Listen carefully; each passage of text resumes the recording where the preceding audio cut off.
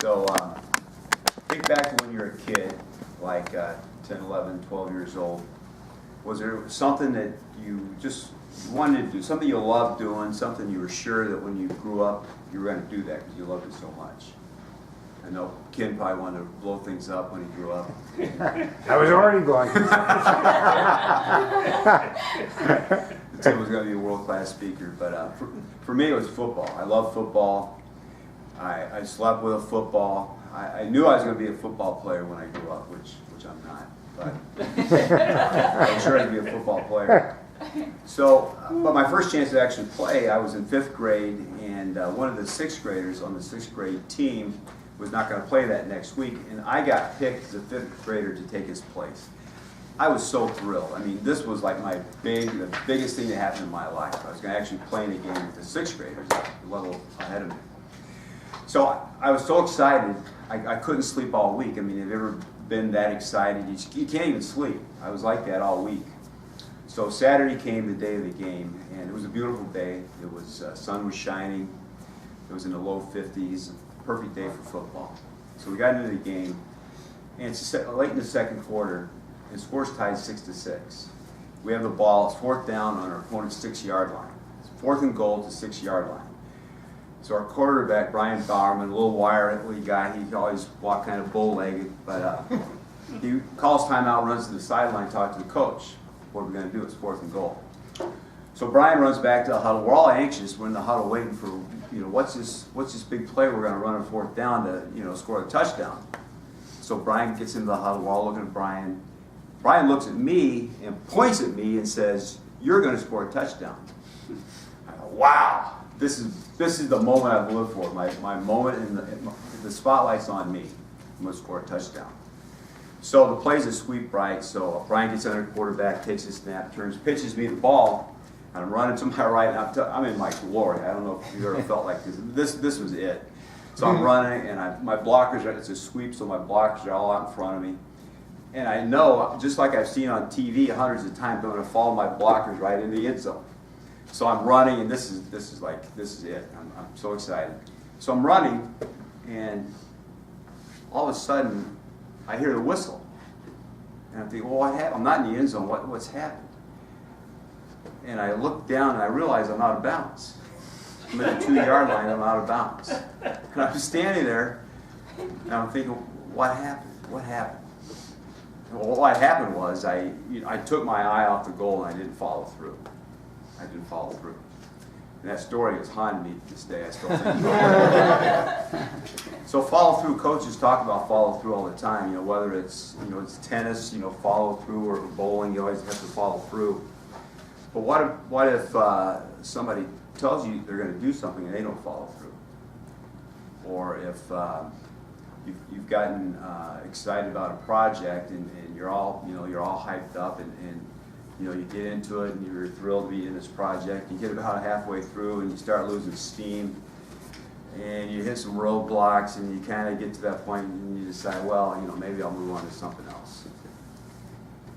Following through is one of the hardest things, one of the hardest tasks we have to face, and it's especially true when it's something for yourself. So how do you follow through? So fellow Toastmasters, tonight you're going to learn 3 techniques on how to follow through to hit your goals. So the first thing is you have to decide if you really want something. There's things you want, then there's things that you really want.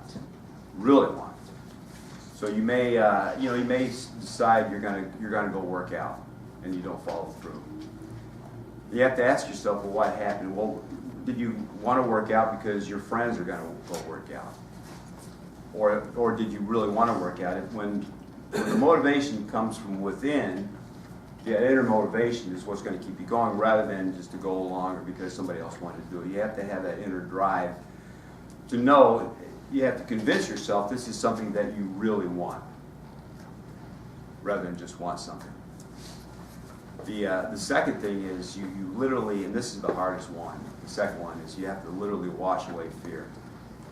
You may get into something, you may start a project, and for example, again, if you want to, you tell yourself you want to work out, but you start thinking to yourself, well, I want to work out, but what if I look silly? You may think to yourself, What if I look like I don't know what I'm doing? But what has to happen is that inner motivation, that desire that you really want something, has to literally overpower the fear. And you have to talk to yourself, pep talk to yourself, convince yourself this is something you really want to do. And a powerful technique in any kind of goal you're going after is to picture, visualize, actually visualize yourself achieving that goal. Visualization is powerful. And see yourself achieving that goal, or the downside, how much pain is this going to cause me if I don't follow through on my goal? Sometimes you just have to pep talk yourself and convince yourself it's something you want to do. There's no magic pill. You have to make that decision for yourself, convince yourself. The third technique is you have to put it on your calendar. When you've decided it's something you really want, you decide you're going to take action, you have to physically put it on your calendar. That first act of actually taking that physical action, to writing something down, is the first concrete step to actually following through on that goal. So calendar something is the third step. So what are the benefits of actually following through on your goals? And there's three things I'd like you to consider. And the first is integrity. You need to do what you say you're going to do, because you don't feel good about yourself if you don't follow through on what you say. The second is trust. If somebody lets you down again and again, and they don't do what they say they're going to do, you're not going to trust them, and you don't want to spend time with people that let you down like that. And the third is respect. You don't have respect for people who you know aren't good for their word doesn't mean anything to them. You need to say yes when you mean yes, and say no when you mean no. So to bulletproof yourself, to follow through on your goals, you need to, 1, make sure it's something you really want. 2, wash aside fear.